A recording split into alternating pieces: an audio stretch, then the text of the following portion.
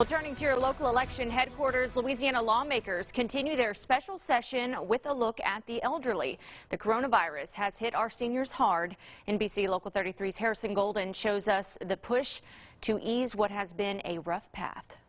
Good evening. Well, about a third of Louisiana's COVID-19 cases so far have been happening at long-term care facilities, with many of those residents struggling to communicate already.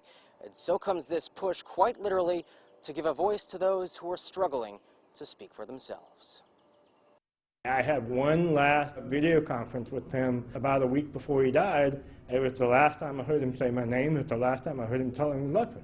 Brad Willens' father fought in the Air Force during the Korean War. And this spring, at a St. John Parish nursing home, he fought the coronavirus. The facility didn't have enough tests to run at the time, and in April, he became one of more than 24 there to die of the virus, a battle made tougher by the Alzheimer's disease he had. And for people with Alzheimer's, one of the toughest things to do is to be able to make a phone call. They can't. He says it takes a nursing home's help, especially when coronavirus patients can't express how they're feeling. You know, they were doing the best job that they could at that time. What we do now is learn from that situation. And to Representative Matthew Willard's resolution, it would require long-term care facilities to test residents and staff, symptomatic or not, report positive cases within a day, and follow federal guidelines when it comes to isolating positive residents.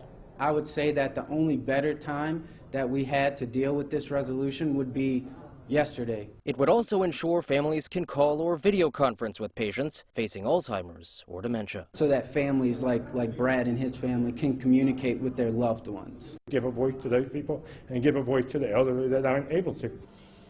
Many long-term care centers, including the St. John Veterans Home, have since added frequent tests and treatment policies. But Brad Willens says the resolution is about giving more facilities and families the tools to continue the battle Kennard Willens fought. And he would, A, want me to be doing this, but B, he would be out there on the front lines himself. Well, for now, the state's Legislative Fiscal Office has yet to determine how much money these proposals would cost the state. Anything more than $100,000 could well jeopardize this resolution here in the regular session. But for now, there is one more step seemingly ahead, off to the full House for a vote. We're here at the state capitol. Harrison Golden, NBC Local 33 News.